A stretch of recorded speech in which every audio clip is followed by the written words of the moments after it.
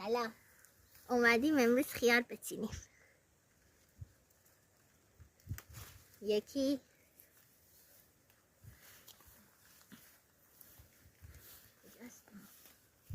اصلا فیلم مردار بیاد دیگه.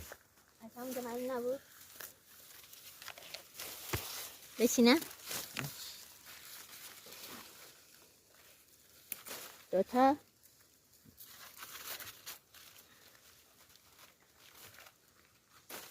سه تا. یکی دیگه هم هست. این کوچیکه نه؟ آره. خب سه تا از این. اون یکم اون بره. خب. میتونی فیلم اگه میخوای قطع کنی. در هم بچه ها ببینیم. سه تا 1 کیلو میاد فکر کنم. خدافظ.